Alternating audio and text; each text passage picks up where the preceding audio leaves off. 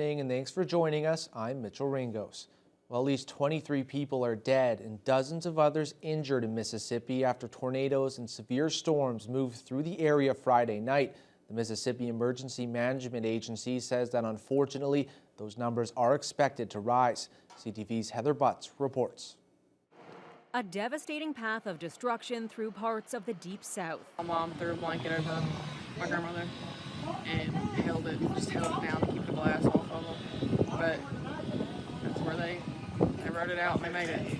A powerful tornado Friday night obliterating anything in its path for more than 150 kilometers. Reports suggest it stayed on the ground for more than an hour. Rolling Fork, Mississippi took a direct hit. The storm leveling the town in the central part of the state, people here suffering great loss. We had to help dead bodies out of the house. So that is very disturbing. Like actually seeing people losing their lives over a bad weather like this, that is not nothing happy. Survivor Shanta Howard says she fought for her life as the tornado barreled through. What's going through my head? Lord, I don't want to die.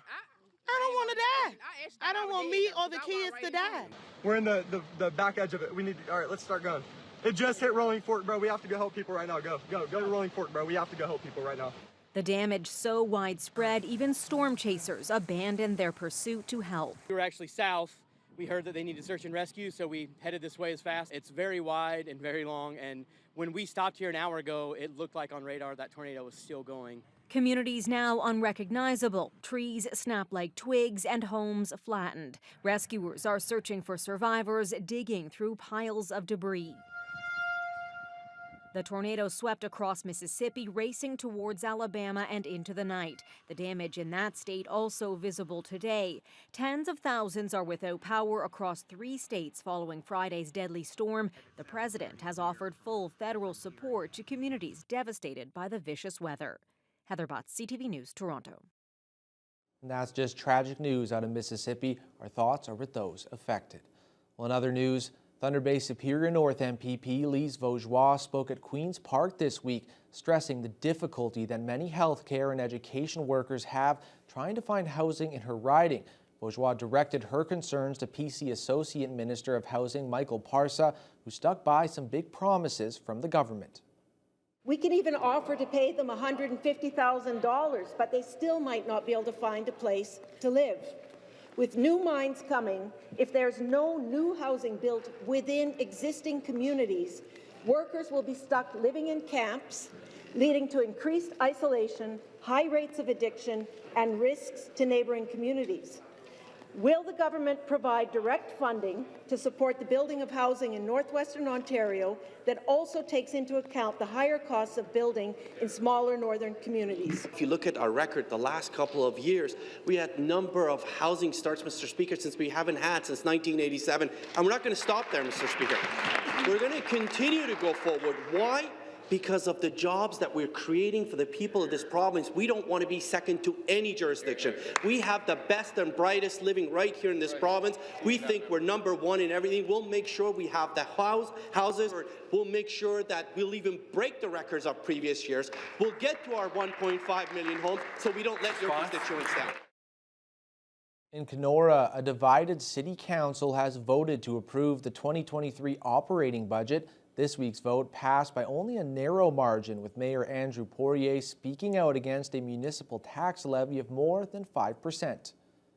Council voted 4-3 to approve the 2023 operating budget and utility budgets. The capital budget had already been approved in February. Mayor Poirier was one of the dissenting votes, while Councillor Kelsey Van Bellingham supported the budget, but both agreed that city staff were to be commended for their diligence in preparing the budget. This will be my 13th budget. It's the first time I'm going to vote against any portion of the budget, and I always felt that it was aligned with what I thought. But I cannot, in good conscience, approve a budget that's 5.32%, or I believe that's what the rate will end up being. We have to pay our utility bills. We have to pay for the gas that's going into the vehicles that are doing the work that we've asked the city to do.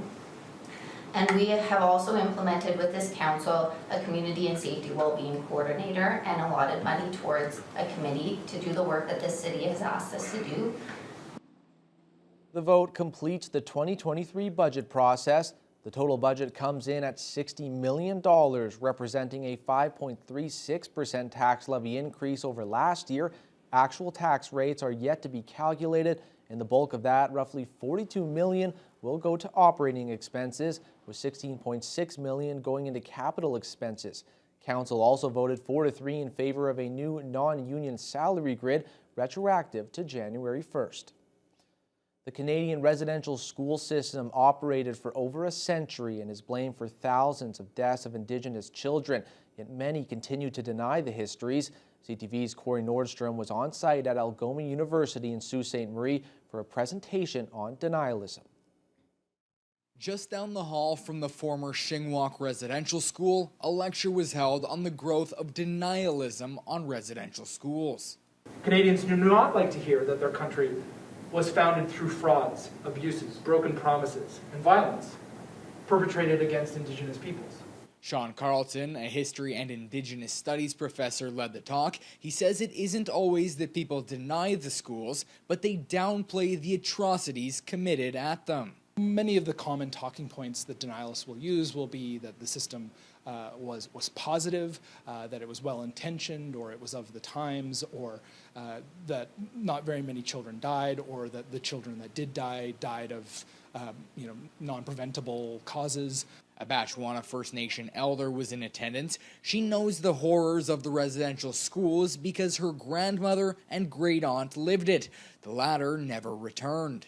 She's in a mass grave up in Thunder Bay, and at 10 years old she disappeared, and that's when she died. The lecture spoke of the reason behind why some may fall into the thought pattern of denying these events, but for those still trying to heal, it can be traumatizing being fed blatant lies. Extremely frustrating, even myself. I mean, when I hear things on the news, when I hear people downplay it and they want to deny that it happened, my first sense is to jump in and tell them that they're wrong. I think there's that tendency to not want to believe that Canada is responsible for these kinds of issues and responsible for changing them. And so I think that people kind of like to keep their head in the sand and that they're susceptible to these denialist talking points because it lets them off the hook. Carlton believes in the saying, education got us into this mess and it can get us out of it. He encourages people to learn the truths of the residential school system so when they hear denialism, it can be countered with facts. Corey Nordstrom, CTV News, Sault Ste. Marie. Meanwhile, back in town, Confederation College hosted its first ever Indigenous open house today. It was an opportunity for future and current Indigenous students to learn more about what the school has to offer them and ensure an easy transition into post-secondary life. Vasilios Bellos reports. It was a way of ensuring every Indigenous student at Confederation College feels welcome and has the tools they need to be successful in their education.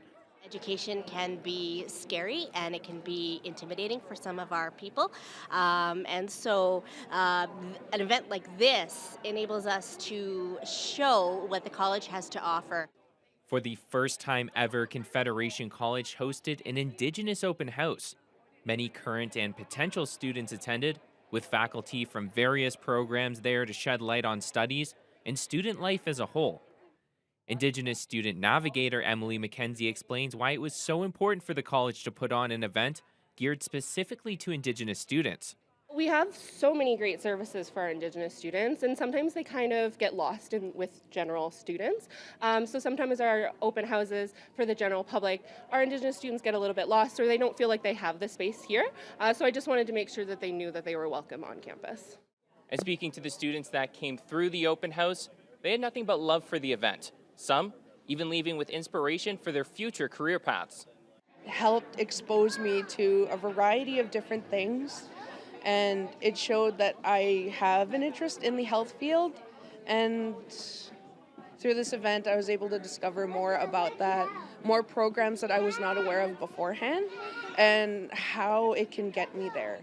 Students were also able to take a tour of the school through some important areas they'd navigate day to day at the college.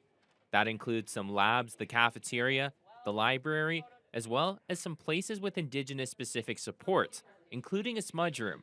Sydney Tucson, who studies personal support work at the college, was able to take the tour and feels like it was a perfect way to better understand the campus. I feel it was really good to learn because not everybody knows about the different labs and such around campus, or like the little places where you can go to study or, to hang with friends.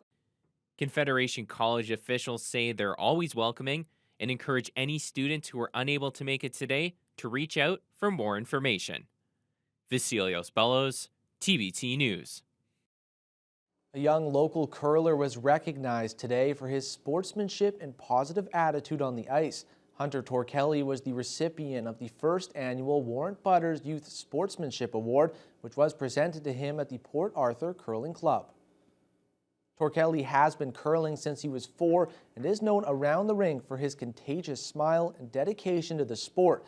The award is named after Warren Butters, who had a phenomenal career in the game, a highlight being curling with Rick Lang at the Briar in 1976. Torkelly says he's honored to receive this award, explaining what sportsmanship means to him. Honestly, it's just when you're out there having a good time, not being rude, respecting others, and just overall playing the sport as it's meant to be played. Right now, it's a lifelong love for sure, and I'm really hoping I can stick with it for a long time because I'm having a blast doing it right now, and I hope I can in the future. You don't know how to process it, and we just wanted to figure out what's the right way to remember him, right? And he loved this sport, so just seemed like the right thing to do, right? That his name will carry on and will live on at the curling club. We're going to have a trophy at Fort William Curling Club, which was our home club, and here at Port Arthur as well. So it just seemed like the right way to remember him and to have his name, last forever at these curling clubs. We're now joined by sports anchor Mike Lang. I think I can speak for all of us when I say hopefully one day we can see Hunter in a Briar of his own. But in the sports world, I know you have some curling for us along with some local hockey highlights. That's right, Mitch. The North Stars got off to a great start in their series against the Miners. We'll have that story and, of course, curling and more coming right up.